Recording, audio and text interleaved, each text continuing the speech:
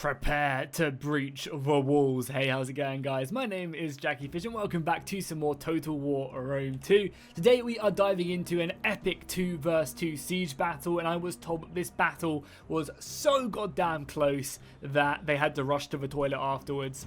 I don't really know what the hell that intro was, but we'll just roll with it. So yes, we are back with some Rome 2 Total War, and I'm excited because this siege map looks very, very interesting. It kind of has this inner layer which you can assault, but only by battering rams, and then you have this inner position right here as well, and I think it'll make for a very, very exciting battle. And obviously I was guaranteed by the people who sent, the person who sent this in, that it does just go down to the absolute wire. So I'm definitely looking forward to that, and big shout out to William for sending this my way and all the people who are playing in this battle. I also want to go ahead and let you guys know that there is a massive tournament going on between all of the Total War communities over on Discord. I'll leave a link down below in the description so you guys can check it out for yourselves. But it's going to be a big group of people playing, and if you want to be a part of these Rome 2 communities, or you just want to go ahead and chat with some people who like Rome 2 or find more people to play with, this is your best opportunity to do so. I'll leave their Discord down below in the description. It's kind of like the amalgamation of all the other Discords put into one, so it's a great place to make friends. It's a great place to find more people to play Rome 2 with, so I highly recommend that you guys do go ahead and check it out, and obviously just take a part in the tournament. You know, it's going to be friendly, it's going to be competitive, it's all going to be good, so definitely go check that bad boy out for sure. So in today's battle, we have the forces of Bactria and the forces of Epirus teaming up for a Greek smackdown against the Arverni and also, I believe, the Egyptians. We can't actually see any of the Egyptian forces right now, but I'm like 95% sure we are fighting an Egyptian army. Does it actually show me right here? Yeah, you can tell by the flag right here, by holding this gatehouse, that they are the ones who are in control right now. So basically, it's going to continue to start off this siege battle by pushing up these tortoises and smashing down the walls, making the breaches, making it a little bit easier for them to actually get their soldiers inside the settlement. So obviously this is kind of like the beginning of any siege battle. You want to just get this siege equipment to the walls. And if we take a look at what kind of forces are being brought by both teams, we do have the mercenary Samnite warriors. These guys have a really, really good melee attack and melee damage. They're very, very good offensive unit. They also do have some decent armor and melee defense, but they're great for just smashing into a flank and just, you know, ripping a hoplite wall apart, or, you know, just quickly moving around. Then also have some Cretan archers for Epirus, supported by some Royal Peltis again. These guys, don't let that Peltis name fool you. They are very deadly in melee combat, as well as some slingers back there. Bactria are going to be bringing some artillery pieces, a bunch of these mercenary Syrian archers with golden chevrons, so pretty decent stuff. They're going to be bringing that 4-axe swordsman and some 4-axe pikemen as well, as they continue to push forward as the artillery rains in, trying to rack up some damage on these 4-axe, and you can see that is being controlled by by another player, I believe. Just trying to rack up as many kills as possible before they do run out of ammunition. And there we go. The Egyptian forces are starting to come into view right now. They're going to be obviously wrecking some 4-axe swordsmen as well, as, you know, a lot more of other Egyptian forces. The walls are going down though. The breach has collapsed, and these soldiers are going to have to quickly reform up. And it's going to be interesting when they decide to do it, because there are, you know, a lot of these siege equipments that can be used to, you know, cause some pretty big issues. You know, if a fighting gets kicked off over these two positions and they bring in another one, maybe make a breach down here into this wall, then all of a sudden that's a big outflank that they can utilize. It does also seem that the entire force of Epirus is just moved up kind of like this wall of siege towers looking to defend this. And then now they're falling back and just moving, you know, back to the rest of their army. It does look like they are planning on maybe just going to try and strong will their way through this breach, which definitely is not a bad idea. If they have the manpower to do so, definitely just trying to rush through this and break in is a great idea.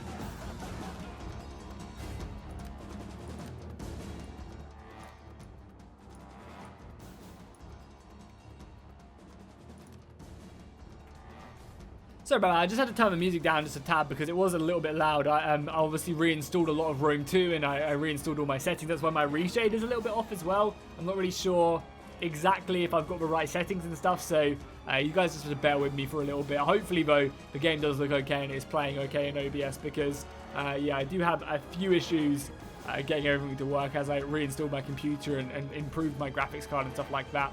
Does seem like the walls are being breached over here by Bactria though, smashing with their 4-axe swordsman. hitting down and destroying this. This is such a weird siege equipment. Like, obviously, it's just all done by rope pulls. There's no like soldiers pulling ropes or anything. So I really hope in future Total War games, your Creative Assembly does take the time to add in animations for these siege equipment pieces, because, you know, Rome 1 had it, and then since like Rome 1, we've kind of lost all the animations, the siege equipment, and they just kind of just float along. Which is really sad, because I think it's really cool. I think it is really, really cool seeing, you know, soldiers just pushing up the siege tower and stuff, you know. So hopefully they do take the time to improve that in the future. And now it's starting to get a good look at what the Arverni have in the defense of the city. And it seems like a lot of Celtic warriors, which aren't necessarily the highest tier of infantry. So maybe the Arverni have gone for that kind of quantity over quality feel, rather than having Oathsworn everywhere. They've got some of these Celtic warriors, which, don't get me wrong, aren't bad, but they're not going to be as, you know, strong as Oathsworn. The armor of Oathsworn is pretty crazy. And here we go. The first artillery volley coming in. I'm not sure exactly what they're shooting at. Oh, yeah, you can just see the unit they are trying to focus down right now. Already killing 25 of them. That's not bad whatsoever with that artillery piece. But they probably want to go ahead and hold that off. And now we do have the forces of Epirus charging forward. However, these are just going to be some Levy Axemen supported by some of these Samnite warriors. The Illyrian Axemen, though, just are not going to be able to stand up against 4-axe swordsmen at all, especially with arrow fire coming in. You know, these breach points are always so vulnerable to the missile fire. But generally, they do have to be very, very careful, because it just elevates the forces so heavily. And you can also see just the forces moving in the distance. Looks really cool. As more and more men breach their way forwards, hoping to the gods that they can survive this siege battle. They also have made a very long breach here, and this would be the perfect opportunity just to try and overrun the forces, because you can fit a lot of men through here, and you'd be able to bring down the 4-axe quite easily, I think, with just, you know, a supreme amount of firepower. Also, this would be a great opportunity just to hammer this with your mercenary slingers. Javelins coming in from both sides. Obviously, the Illyrian levies taking the harder brunt of that javelin throw from the 4-axe. However, that's what they're designed to do, right? They're designed to be in there. They're designed to take that initial volley, some missile fire, and then the Samnite warriors come in and reinforce when they need to. We're seeing the reinforcements. And again, you know, a lot of these guys are going to be holding back their forces. You've got more of these Illyrian levies moving around. And the archers are up here and now. This is obviously where the meat of the money was spent for both sides. It's obviously going to be on their Cretan archers. So I just need this archer fire to come in and just really cut down the enemy. It seems like we're probably going to be getting a volley or two over that wall and into the side of these guys. But you also see a lot of missile fire coming back from the Egyptian side. Pretty much all parties here, besides Bactria, do have access to a very high tier unit. I mean, I guess Bactria do get the Syrian archers as well. Now, I guess all sides, because the Arverni, I imagine, would have access to mercenary Balearic slingers. Maybe not, maybe the Arverni don't. Even though their hunters are very good, but they're not going to be quite as good as the Cretan archers that the other Greeks are going to be getting access to. But this archer fight is definitely finding its mark onto the 4-axe swordsman, and obviously these guys are so expensive, so every volley really does help out. Some of the levies are falling back now, as the arrow fire is just heavily focusing this down. The Egyptians, though, coming in with some of their Numidian bowmen. A very cheap unit, but a unit that can rack out a decent amount of firepower. Again, it might not be a bad idea to be focusing down a group of enemies that they can see, so their shots can have a better arc. How are the Bactrians doing, though? Bactrians have made their way in and formed square against the Celtic warriors, and these mountains of men are just hammering against their shield wall. Look how much taller they are than the Greeks. So genetics right there. I mean, this is pretty good as well. Forming this square is going to be useful. However, you know, it's going to leave them a bit vulnerable to missile fire. And as you can see, you know, they do have archers back here. A lot of these Numidian bowmen being kept in reserve. Bactrians are throwing themselves in against the Arverni, and, you know, not really coming out on top. You know, they're just fighting Celtic warriors, which is really surprising. I thought they would demolish these guys, but I guess the way they are fighting uphill, they're receiving missile fire. It's just causing them a few issues to make this breach point, but I think they will win over time. But the longer the Arverni keep them here, the better it is, right? Because they have this tower shooting down, and if this tower picks off 10 dudes every 2 or 3 minutes, like, that's huge. That really is. You can see that there is a lot of dead Celtic bodies here, but I guess that's their plan, right? It's just trying to hold them in place. This missile fire, though, will be brutal. Yeah, you can see the arrows just lining the ground alongside the Celtic bodies. Because these guys are obviously extremely lightly armored. Not extremely, but they are very lightly armored. If we take a look at their stats, they're only on 45 armor compared to like the 70 of the Greeks. So that's going to mean, you know, the arrow fire really does come in big. And now the Bactrians are making good progress here. Pushing through, and obviously their main goal is going to be trying to overrun the forces here. They could obviously march forward and try and hit the city center, but for the most part, it's probably not something they want to do. They want to try and, you know, just utilize the defenses that they have and just really break through these breach points so they can funnel more of their men in. But again, it's not like they have 1 million men in reserve either. You know, they are running with a finite amount of men, so they can't completely give it up. But this is huge. Bringing in the Bactrian cavalry, the Hellenic cataphracts. These guys are so freaking expensive. So getting this cavalry inside here and using that to smash into the back of the Egyptians will be absolutely massive. And this is one of the biggest problems with defending a siege battle, is as soon as you open up one breach point, the attackers can utilize it so effectively and just really run through. Also, let me turn up the effects again. The effects seem really quiet. Hopefully you guys can hear that. Maybe the music is just way too loud, but I only hear him as soldiers fighting. Yeah, this cavalry charge is going to be horrific. Yeah, breaking the Egyptians that were here. Another Hellenic cavalry charge there. Oh, baby, into the back. It reminds me of the sad arena days where I had my tier 10 Hellenic cataphracts. Oh, R.I.P. R.I.P. That charge coming in absolutely clutch there, and you're just breaking the Egyptians. In Vanilla Rome 2, a rear charge from an elite unit like this will just break it like that. And that's going to open up the entire Epirus force to move forward. I mean, bounce power is still extremely even right now. But I guess the more even it is, the better it is for the defenders. As the initial siege has kind of really racked up now, and now the attackers can bring their entire army inside the city. So yeah, it's going to be pretty good. We've got a nice little cavalry charge out here. Some of the Bactrian light horse just maneuvering around. They're getting hammered by the archer fire. I'm not sure if they meant to do that, if that was a misclick and they just didn't see this unit of pikes here or what, but that's going to, yeah, definitely decimate that unit right there. We also do have another unit of Italian swords here. They need to be careful. They don't want to be attacking in one big go, right? They don't want to be attacking in drips and drabs. They want to be doing this big assault in one big go, but maybe it is their ploy to try and absorb some of the Numidian bow ammunition onto, you know, a unit or two here, just kind of like sacrificial lambs whilst everyone else does get into position. They still do need to break through this Celtic warrior line, which the Thorax swordsmen are fighting bravely to try and do, but as you can see, it's like, it's not easy whatsoever, is it? Like, they are struggling to achieve this. But I'm sure with the weight of their strength, they'll be able to do it. So I keep on clicking the wrong zoom in button.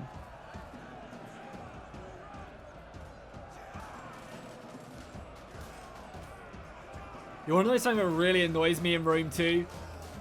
It's this. The cursor is still here. And Attila, when you hold down the middle mouse button to move the camera, it completely gets rid of the mouse button. But in Rome 2, it doesn't do that. So annoying. Man, I wish they'd go back and give a nice little quality of life change and add in features like that. It would be really nice. The Hellenic cataphracts, though, coming around for a nice little charge. I need to be very careful, though. And it could have been actually a really good bait right there to let the Hellenic cataphracts come through, because they may try and pull their way back into the city. They're going to run into these spikes, and they're probably going to lose a handful of horses doing that. Like, I would not be surprised if they lost like 4 or 5, maybe even 10 horses here, trying to pull back through into the city once they deal with these Celtic warriors. Which is a little bit deadly, you know? Or maybe not. I mean, they've destroyed them, so maybe they've just taken some damage and not lost any models, but maybe either way, that's, you know, going to take down a few more men.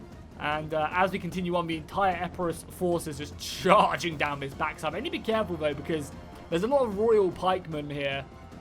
And these guys can take a pounding from missile fire and from infantry fighting. So, I mean, obviously this is going to be the only focus of the Epirus missiles. They've got Cretan archers for a reason to kill these pikemen. But we are going to see them move in, and then we're also going to see the Bactrians charge forward some of the Thorax pikemen. Oh my god, if the Chosen Swordsmen were watching, please say they're watching. Just charge! Oh my god! That was a really missed opportunity right there. I mean, maybe they just want the missile fire to come in. They do fall back out of range here. Maybe they're just hoping missile fire comes in. But this unit of Chosen Swordsmen could have easily have charged the Thorax pikemen there. I think they came in a bit too late there. That was unfortunate. I mean, sometimes it's really hard to tell if the pikemen have their pikes down when you're looking at this. Like, this is how you normally play. You're not really that zoomed in. But yeah, right there, that could have been deadly charging in. I mean, they dealt with them nonetheless with a lot of this javelin fire from the Thorax. But still, they could have really have, you know, taken out that unit and still saved a decent amount of their missiles from them javelins. But really just charging in that unit right there.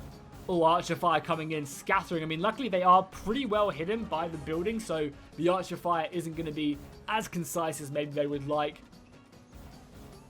They're going to be able to keep nice and safe there. And just avoid a lot of the missiles. Holding back as more and more of the archer fire comes in. Because again, there's only going to be a finite amount of arrows. And if the defenders are planning on holding this section of the settlement, which I think they have to. I don't think this is a capture point. I think this is the main capture point right here. So if they are planning on holding this settlement, then yeah, this is going to be where their stand is met. We do have Emperors throwing forward some of their Sandlight Warriors against the Thorax, which again going to outclass them, but not massively. You know, the Thorax are better, but not like insanely. I mean, the Sandlight Warriors have way more armor, but just the rest of their stats aren't as good. So this will be a good unit to tire out the Thorax. As the archers move their way in, the Cretan archers just decimating, you know, the units that are still remaining inside of this defensive position. But look at this as well. The Celtic warriors are somehow still fighting bravely. And I mean, it might not be a bad idea to take the soldiers still fighting here and just charge them into the back of these archers, because these Syrian archers, you know, can take a punch, but in melee, they'll just die. You can see the arrow fire as well coming in big here, trying to bring down as many of these pikemen. These pikemen just being hammered by the Epirus archers. But now there's nowhere really good for them to run. They're now going to be taking a lot of missile fire from the Bactrians. Yeah, that's basically just this unit. I mean, that's the problem, right? Pikemen are so goddamn good until they're not. That's literally, you know, the definition. And you have to be really careful with when to use them. Sometimes they're great for just soaking ammunition. And sometimes, you know, you just need to play very defensive with them. Hold them back until the enemy don't have many missiles left. But a lot of the time, that is going to be far too late. The Bactrian Royal Guard being dispatched to deal with this flank and finally open up this breach. I mean, even though they are a hoplite unit, their melee attack is still pretty goddamn crazy. So I imagine the Bactrian Royal Guard, you know, doing a decent job here. Just continuing to push on. Taking care of these Celtic warriors, who are very, very, very far away from home, may I add. They are definitely way away from home. The thing is, though, as well, oh, we got a cavalry charge going in here. I mean, this is not a bad thing. If there wasn't a unit in front, charging headlong into these Thorax swordsmen isn't actually the worst idea. But these Thorax swordsmen are great at bracing, but against a full frontal charge from the Hellenic Cataphorax, they will come off worse. The infantry will come off way worse. It's just their charge got pretty messed up by the infantry unit in front of them. So if they want to, they can just bring back their infantry and just literally charge, like cycle charge into this infantry. The cavalry will take casualties, but they'll break into these Bactrians and these Egyptians very effectively. They just need to keep up their charging, and obviously utilizing it over here would be great as well. Yeah, the Celtic warriors being broken. I don't even know how they're still alive. And even over here as well, I mean, the Celtics held firm. They kept this tower alive as well, which is really important. Only just being broken now. Which is going to be a huge, huge help. Ooh, nice little engagement over here as well. The Chosen Swordsmen now. Yeah, the Chosen Swordsmen are obviously going to be very elite. And they're going to be much more equipped for this street fighting than, say, the Celtic warriors. So kind of saving the best till last, which again, you know, is always a great idea in sieges. Keeping that, you know, that reserve infantry line that can come in just absolute clutch is huge. They again need to be very careful, because if this opens up, then all of a sudden that, you know, they have to defend from 4 breach points right now. Great envelopment here as well. There's not really too much the defenders can do. If they bring more men out, they're going to kind of be negating this pike, and you can see the Celts just don't want to do it. They've kind of left this unit off to the winds. But it does also open the rear of the Illyrian levies to the archer fire. But again, you know, shoot the Illyrian levies all you want. I'm sure they're more than happy to do that. Bactrians breaking round here now, and they're going to obviously have to face the wrath of the Chosen Swordsman and some naked warriors here. Naked warriors who aren't so naked. But it's probably for the best, right? Oh, I love the warrior's plume there. That looks very cool. Big fan of that. Oh, it reminds me as well. I need to download the HD mods, the HD armor mods. Definitely need to get that. Because it makes the units look so good. Need to find them on the workshop, get the external download on the go. I'll actually do that after this replay. Nice. Oh, and it doesn't look like the Celts have, because obviously we can't see all the forces for defenders, but it doesn't look like they have that much left now. Interesting. I mean, I was told this battle was literally insane, and I won't know who's going to win until the last couple seconds. But I mean, right now, it seems like the attackers have a huge advantage going in. Like, the defenders just can't hold every single side, but I guess they are running low on men. Maybe the generals and the missiles that are still alive are going to be racking up a lot of kills. I mean, I guess for the most part, Epirus do just really have missiles left and a bunch of Illyrian levies, because more of their men are just being broken here. The archer fire is coming in, slaughtering, oh my god, slaughtering these Cretan archers. Each volley racking up 20 to 30 kills, and the archer fire immediately turned onto these royal peltists who are going to be finishing off the remnants of these pikemen. The breach point over here as well, the Thorax swordsmen are holding true to their name. And again, in a pretty good matchup, fighting with Thorax swords. Hey, bring it on. Bring it on. Archer fire coming in, hitting the back of the Bactrian Royal Guard. More swordsmen moving in. Fighting the Thorax deadly. And also the Bactrian Royal Guard. I mean, maybe they can get a good kill on this, but look at this. The Hellenic Cataphracts are marching to battle. They'll be up here in no time in that rear charge, you know, into any of these units. Like, look how many missiles are here that could easily be overrun. Ooh, but the Celtic warriors are taking heavy casualties over there, have broken through. Going to be met by some royal peltists, but still broken through, thinning out what Epirus has. Oh, and that cavalry charge into the back. I mean, luckily, there's Oathsworn and Chosen Swords here, so not too bad. And the Archer Fire is obviously going to be all trained onto these 49 Cataphracts, trying to bring them down. I mean, this unit of Thorax Swordsmen going to die to the Naked Swordsman. Even though fighting bravely, but just not enough.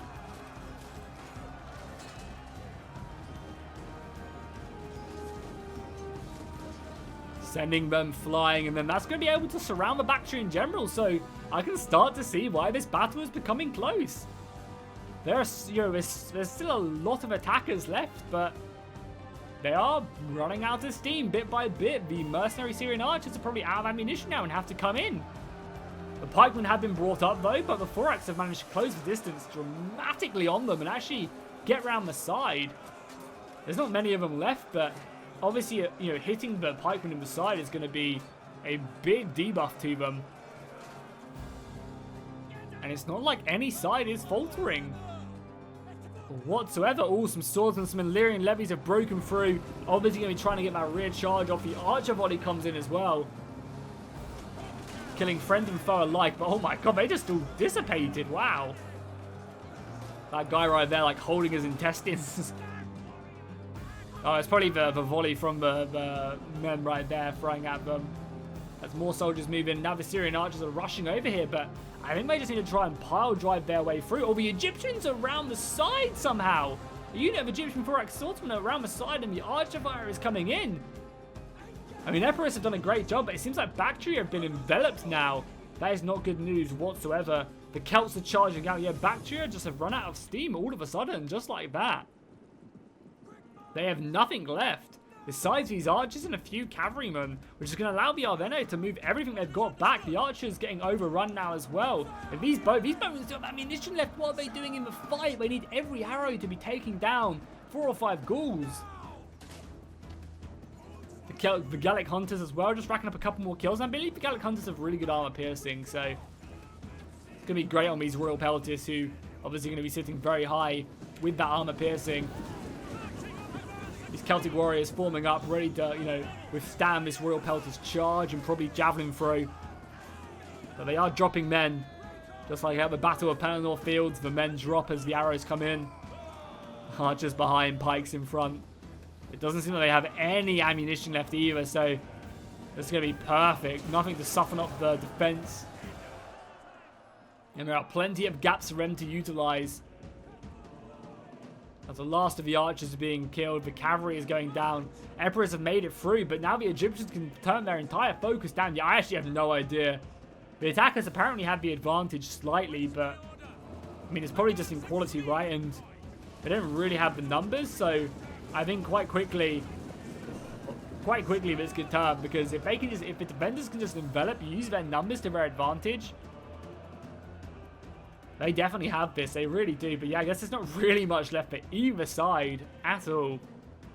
This battle is really going to come down to just who can envelop their opponents first and whose units will break first, because there's a lot of these engagements that all it takes is one good envelopment, one big rear charge, and the battle is over. Because there's a lot of people just don't have the units to spread around. You can see that's exactly what these Cretan archers are still going to try and do, shooting their last couple volleys into the back of these Royal Thorax. I think they are out of ammunition now. Looking to move in and stop any envelopment. The Egyptians going to try and come around and reinforce this section as the Royal Peltists hold firm. The Golics are still charging in, charging on these archers. It'd be so great to spread these archers out. Maybe send one unit into the chosen swordsman, the others come round the side, try and rear charge maybe these guys. Man, this battle is so goddamn close. Oh, what a great charge there by the Cretan archers. Just trying to use that shock morale coming in and sending these Thorax back. That's 50 less swordsmen. Because, I mean, realistically, the Thorax are going to break way before the general for Epirus does. And there you go. That's all of a sudden 50 less done. And now what they can do is they can bring these Cretan archers back round and finish up what remains of these Egyptians, which honestly is not much. They've got the archers around here as well, hitting Epirus. Got both sides are really trying to push in what they have left. No, look at that as well. You got some archers up there. These Celtic swordsmen are breaking their enemy. I mean, these are chosen swordsmen fighting Syrian archers. As heavily armored as the Syrian archers are, they are no match whatsoever. And these guys, I think, are trying to get around the side, but we're going to end up getting caught and just all cut down. Even if they do envelop these chosen swordsmen, I assume they welcome this challenge.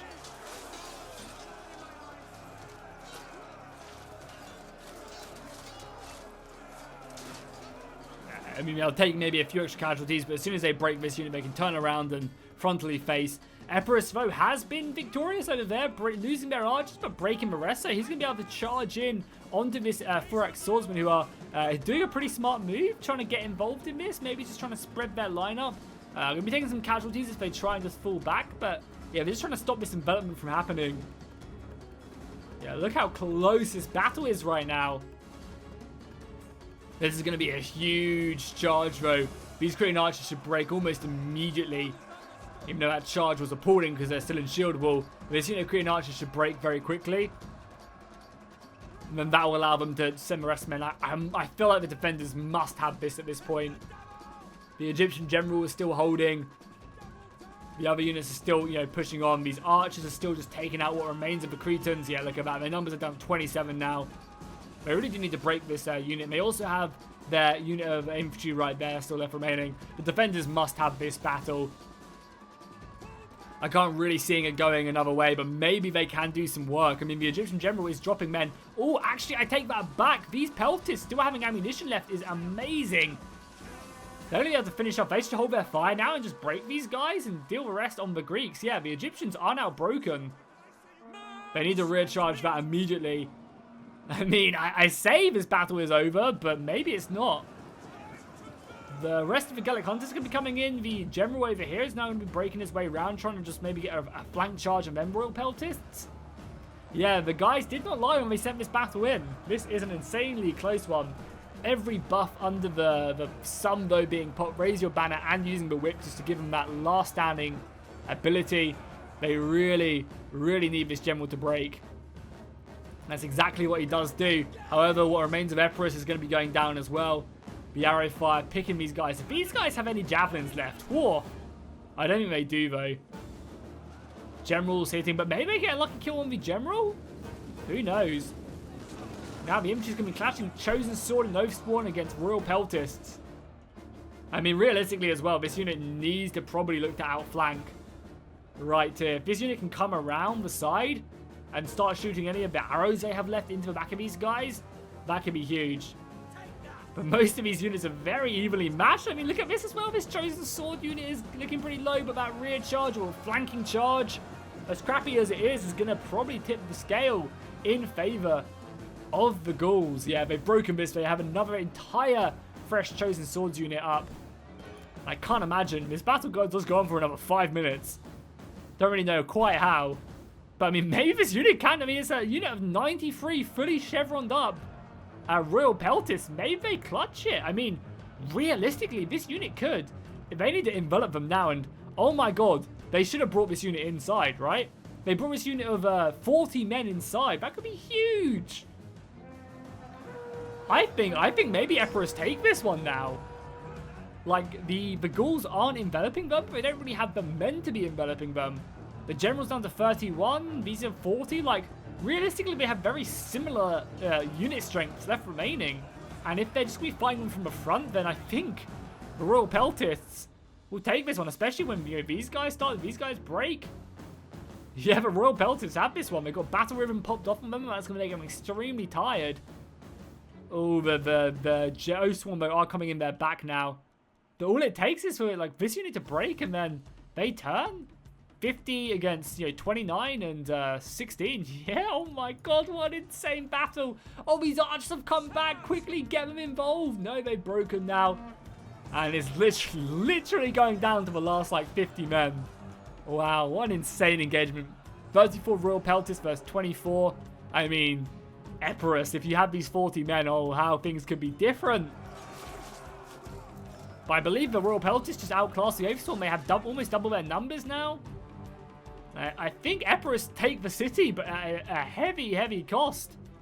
And yeah, they've done it, right? What's even left? Oh, and these guys are finally moving inside of the city. Wow. And they've taken the city center. Is there still something left? Maybe the archers who came back from routing? I can't see them now anymore, though. I can't see any other... Oh, yeah, there is a unit of archers came back from routing. I mean, they probably wouldn't have made it to the fight anyway, but they're going to charge them nonetheless. I mean, imagine if they managed to break the Royal Peltists there. Damn, what an insane battle. I did not expect that. I thought the defenders had that, but they just got overrun to the end. And yeah, look at that. The kills on the archers for the Cretans, just insane. Such a good unit. The Numidian Bowmen didn't do a poor showing either. Again, yeah, 200 kills on all of these archers is really good. I mean, both sides doing an amazing job with their missiles. And yeah, hopefully you guys enjoyed this battle. If you did, be sure to drop a like and a comment. Be sure to check out the big tournament Discord that is going on. Again, link at the top of the description. And I'll see you guys in the next one.